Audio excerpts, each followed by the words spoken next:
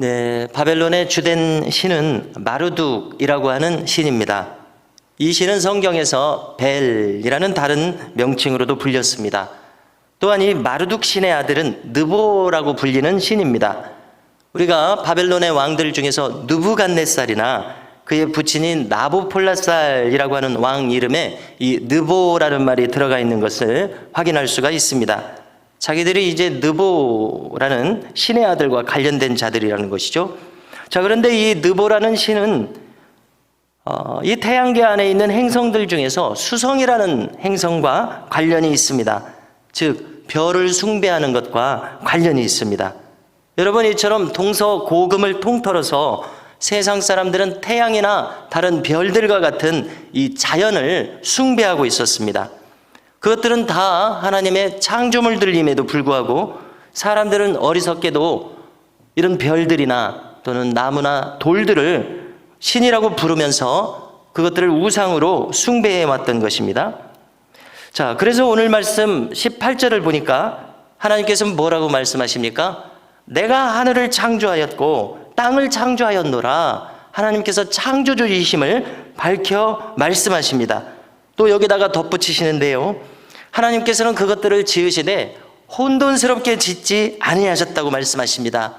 질서를 주며 창조하셨다고 말씀하신 것이죠. 또 그 천하만상 안에 사람들이 거주하도록 사람들을 위해서 지으셨노라고 말씀하고 계십니다. 여러분, 이처럼 하나님께서는 하나님 외에 다른 신이 없음에도 불구하고 사람들은 어떻게 합니까? 눈에 보이는 자연 만상을 신이라고 부르면서 우상으로 섬기고 있는 것입니다. 자, 그런데 우리가 가만히 단순한 이치를 생각해 보더라도 눈에 보이는 이 자연 만물 중에 어떤 하나가 신이 될 수는 없다는 것을 우리는 이치를 따져볼 때 알게 되는 것입니다. 눈에 보이는 피조물이 어떻게 창조주와 같은 큰 신이 될 수 있느냐는 것입니다. 아무리 천하만상 중에 어떤 것들이 위대해 보이더라도 그것들이 눈에 보이는 이상 그것들은 피조물에 불과합니다. 성도 여러분, 이처럼 참신은 인간의 눈에 들어오거나 보일 수 없음에도 불구하고 사람들은 이처럼 눈에 보이는 것을 신이라고 어리석게 섬기고 있는 것입니다.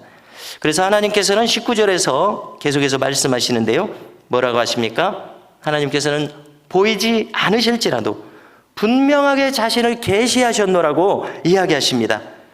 그리고 하나님은 신구약 말씀 속에서 자신을 분명하게 계시하십니다. 세상 많은 사람들이 그걸 인정하고 싶지 않다고 할지라도요, 하나님은 성경을 통해서 분명하게 이렇게 자신을 알리셨습니다. 뿐만 아닙니다. 그리고 자신의 자녀들과 교통하시는 분이 하나님이십니다. 자, 우리의 신앙 경험을 통해서 볼 때에 하나님은 우리와 어떻게 교통하십니까? 하나님의 말씀을 통해서, 우리가 기도하는 것을 통해서, 우리의 삶 자체를 통해서 하나님은 우리와 교통하고 계십니다. 그러므로 하나님을 경험하고 싶은 사람, 하나님의 말씀을 듣고 싶은 사람은 영적인 눈과 귀가 열려야 할 줄로 믿습니다. 그러면 이제 하나님의 말씀이 우리의 마음의 생각을 통해서 주로 들리기 시작합니다. 하나님의 살아계심이 경험되기 시작합니다. 자, 오늘 말씀에서 하나님께서는 혼돈한 중에 나를 찾으라고 하지 않으셨다고 이야기하십니다. 그러므로 영적인 눈과 귀가 열린 사람들은 하나님을 마치 눈으로 보는 것과 똑같이 분명하게 인식하는 것을 알 수 있습니다. 그러므로 신자는 누가 되어야 합니까? 반드시 이처럼 영적인 눈과 귀가 열려있는 사람이 되어야 할 줄로 믿습니다. 그래야지만 우리가 이 혼돈으로 가득 찬 이 세상 속에서 뚜렷한 신앙적 주관을 가지고 살아갈 수가 있습니다. 그러므로 오늘 우리는 선택해야 합니다. 나의 심령을 가다듬어서 하나님의 음성을 들으면서 살 것인가? 아니면은 하나님의 음성 듣기를 거절하고 세속의 혼돈 속에서 나도 세상 사람들처럼 휩쓸려서 그냥 아무 생각 없이 살 것인가? 우리는 선택해야 하는 것입니다. 어떻습니까, 성도 여러분?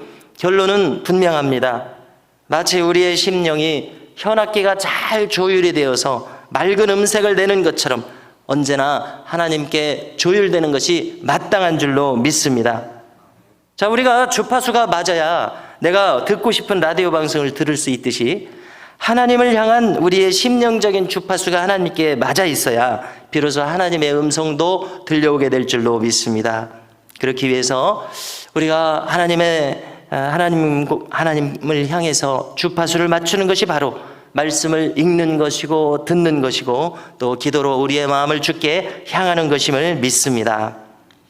자, 우리가 오늘 말씀 19절을 계속 보다 보면은요, 19절 말미에서 하나님은 공의를 말씀하신다 이렇게 이야기하십니다. 자, 바사왕의 고레스를 일으킨다고 하셨는데요. 자, 왜 일으키십니까? 이것은 바벨론이 자기가 최고인 줄 알고 있기 때문에 그렇습니다. 자기가 최고인 줄 아는 우상 숭배 국가이기 때문에 이 바벨론이 하나님을 멸시하고 자신이 최고의 자리로 올라앉아 있기 때문에 그 교만한 바벨론과 그의 왕들을 멸하시는 것이 하나님의 공의라는 이야기입니다. 바벨론의 교만은 하늘을 찌릅니다. 인간이면서도 왕인 자신들을 하나님보다 높은 자리에 올려놓고 있습니다. 자, 그래서 우리는 성경을 읽다 보면은 다니엘서 5장에서 바벨론의 멸망이 임박했다고 선포하는 내용을 듣게 되는 것입니다. 자, 거기 핵심적인 말씀 한 구절을 읽어드리면은요, 메네메네 데겔 우바르신이라는 이 글씨가 갑자기 바벨론 왕이 연회를 벌이는 그 연회장에서 거나하게 술판을 벌이고 있었던 벨사살 왕에게 커다란 글씨로 써지기 시작합니다. 자, 그 다니엘서 5장을 보면은 갑자기 벽에 커다란 손이 나타났다고 기록하는데요, 글씨가 쓰여지기를 왕이 그 손가락을 본지라 이렇게 기록합니다. 메네메네 데겔 우바르신. 자, 그래서 다니엘을 불러오라. 왜냐하면 꿈을 해석을 잘하기 때문에 다니엘을 불러오라고 그럽니다. 이것이 무슨 뜻인지 해석하라. 자, 그러니까 다니엘이 해석하기 시작합니다. 메네는 끝이 났다는 뜻입니다. 왕의 나라가 끝이 났다는 뜻입니다. 데겔은 함량미달이라는 뜻입니다. 자신을 하나님보다 높이고 있으니 함량미달이라고 하나님이 말씀하십니다. 우바르시는 둘로 쪼개겠다는 뜻입니다. 나라를 이제 둘로 쪼개서 메데라는 나라에게 하나, 바사라는 나라 하나에게 이렇게 나눠 가지라고 한답니다. 이렇게 꿈을, 이 글씨를 해석합니다. 성도 여러분, 다니엘의 해석대로 바벨론은 불과 나라가 성립한 지 85년 만에 멸망해버리고 맙니다. 왜 멸망하게 됩니까? 자신을 하나님보다 높이는 자들을 그대로 두는 것이 하나님의 공의가 아니기 때문인 것입니다. 여러분, 우리는 반드시 하나님의 공의가 이루어진다는 것을 확실히 알아야 되겠습니다. 저 바벨론처럼 이 땅에서 그 공의가 이루어져서 한 나라가 멸망해버리기도 하는 것입니다. 개인도 마찬가지입니다. 교만 방자한 자에게, 어떤 사람에게는 이 땅에서 하나님의 공의가 이루어집니다. 그래서 우리는 종종 어떤 사람에 대해서 그 사람 천벌받았습니다 이렇게 말하지 않습니까? 하나님의 공의가 이루어지는 것을 우리가 보게 됩니다. 그런데 만일 혹 이 지상에서 어떤 사람이나 어떤 사건, 어떤 나라에 대해서 하나님의 공의가 이루어지지 않는다면 어떻게 하나님의 공의가 이루어집니까? 하나님의 심판대 앞에서 그 공의가 이루어집니다. 반드시 하나님의 공의는 이루어집니다. 그분의 공의와 심판이 우리가 사는 동안 유보될 뿐입니다. 잠시 보류될 뿐입니다. 하나님의 심판이 유보되었다고 해서 하나님의 공의가 없어지는 것이 아닙니다.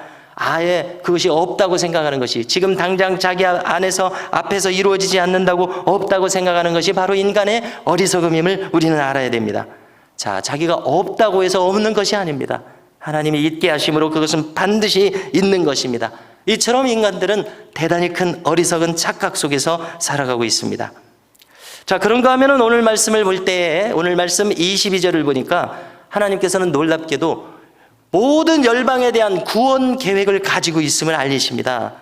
여러분, 우리가 성경을 읽을 때 가장 잘못 읽는 큰 오류 중에 하나는 막연한 생각들입니다. 우리는 막연히 구약 성경에서는 오직 하나님께서 유대인들만 좋아하실 것이다, 이런 생각을 가질 수가 있습니다. 그러나 오늘 말씀을 보니까 그렇지 않습니다. 이미 구약 성경에서부터 하나님께서는 열방에 대한 구원 계획을 밝히고 계십니다. 여러분, 당연하지 않겠습니까? 하나님께서는 유대 민족만 지으신 것이 아니라 온 열방, 세계, 만민, 모든 민족을 지으셨기 때문에 당연하다고 생각합니다. 자신이 창조한 인류 전체에 대해서 구원 계획을 가지시는 것은 너무나도 당연합니다. 오직 우리는 잠시 이치를 생각해 보건대 시간과 공간의 제약으로 유대 민족을 택했을 뿐입니다. 시간과 공간의 제약으로 아브라함을 택하셔서 한 민족의 구원을 시작하셨을 뿐입니다. 하나님의 구원 계획은 실로 열방 모두에 대한 것이요, 또 그것이 성취됨으로 말미암아 지금 저와 우리 모든 교우들께서 하나님의 이름을 부르고 평생 신앙으로 살아가고 있는 줄로 믿습니다. 자, 그래서 22절을 읽어드리겠습니다.